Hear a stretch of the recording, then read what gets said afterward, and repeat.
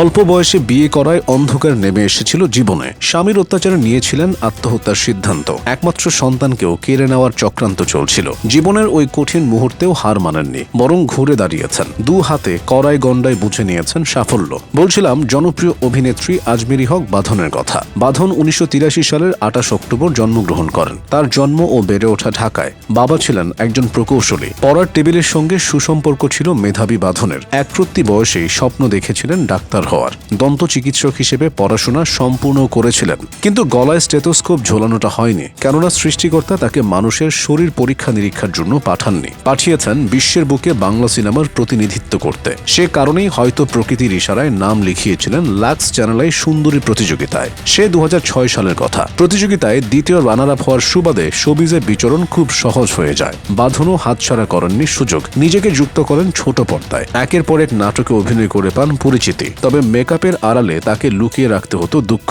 কেননা ক্যারিয়ার মসৃণ হলেও ওই সময় এবড়োথেবড়ো ছিল বাঁধনের ব্যক্তিগত জীবন। অল্প বয়সে বিয়ে করেছিলেন মাসরুর সিদ্দিকীকে। কোল জুড়ে আসে কন্যা সায়রা। তবে সে ঘরের সুখ ছিল না, বিনিময়ে জুটেছিল শারীরিক ও মানসিক নির্যাতন। স্বামীর সঙ্গে বনিবনাটাও ঠিকঠাক হচ্ছিল না। অতিষ্ঠ বাঁধন নিজেকে শেষ করে দেওয়ারও সিদ্ধান্ত নিয়েছিলেন। বাস্তব জীবনকে সামলাতে গিয়ে অভিনয় থেকে দূরে সরে গিয়েছিলেন তিনি। কাজ কমিয়ে দিয়েছিলেন একেবারেই। কিন্তু এই অচল অবস্থাকে সিন্দাবাদের ভূতের মতো চেপে বসতে দেননি। তবে স্বামীর সঙ্গে বিচ্ছেদের পর ঘুরে দাঁড়ানোটা সহজ ছিল না, কেননা স্বামী চেয়েছিলেন একমাত্র কন্যাকে বিদেশ নিয়ে যেতে। অথচ কন্যাকে অবলম্বন করেই একলা পথে নেমেছিলেন বাঁধন। তাই স্বামীর এমন সিদ্ধান্তে আদালতের দ্বারস্থ হন। সন্তানের অভিভাবকত্ব চেয়ে মামলা ঠোকেন। অবশেষে সন্তানের অভিভাবকত্ব পান আদালত থেকে। এবার যেন স্বস্তি মেলে বাঁধনের। ততদিনে ঘুরে দাঁড়ানোর সকল বন্দোবস্ত সম্পন্ন করেছেন। অভিষেকটা যেমন রাজকীয়ভাবে হয়েছিল, দ্বিতীয় ইনিংসেও রাজকীয়ভাবেই ফেরেন এই অভিনেত্রী। শুরুতেই আন্তর্জাতিক পর্যায়ে নিজেকে মেলে ধরেন রেহেনা মারিয়াম নূর ছবির মাধ্যমে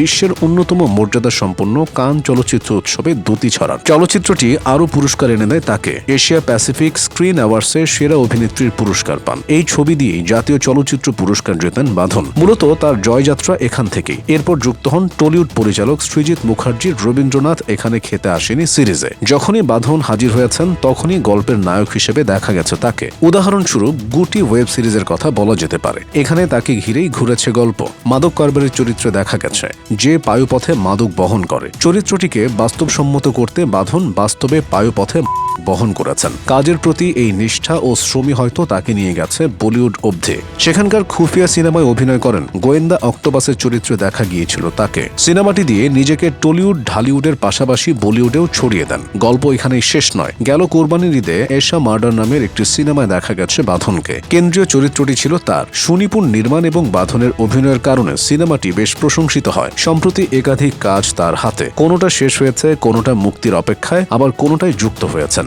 ফের আন্তর্জাতিক অঙ্গনে ডাক এসেছে বাঁধনের। তার অভিনীত মাস্টার সিনেমাটি রটারড্যাম আন্তর্জাতিক চলচ্চিত্র উৎসবে বিগ স্ক্রিন বিভাগে প্রদর্শিত হবে। এছাড়া বাঁধন সম্প্রতি যুক্ত হয়েছেন উৎসবের নির্মাতা তামিম নূরের তৃতীয় ছবি বনলতা এক্সপ্রেস। অভিনয়ে যেমন বাঁধন সবার সেরা, তেমনি দেশপ্রেমেও। গেল বছর বৈষম্য বিরোধী আন্দোলনে ছাত্র জনতার পক্ষে রাস্তায় নেমেছিলেন তিনি। বাঁধনও ছিলেন সে মিছিলে। অন্যায়, নির্যাতন ও মানব বিরুদ্ধে গলা চড়িয়েছিলেন। শাসকের রক্তচক্ষু তাকে দমিয়ে রাখতে পারেনি, যদিও এজন্য সামাজিক মাধ্যমে প্রচুর হেনস্থার শিকার হয়েছেন তিনি। ভিসা না দেওয়ায় যোগ দিতে পারেননি আন্তর্জাতিক চলচ্চিত্র উৎসবে। আন্দোলনের সঙ্গে সম্পৃক্ত থাকায় ভারতের সিনেমায় কাজও হারাতে হয়েছে। তারপরও নিজের জায়গা থেকে সরে আসেননি বাঁধন। দেশপ্রেম বুকে নিয়েই চলছেন পথ।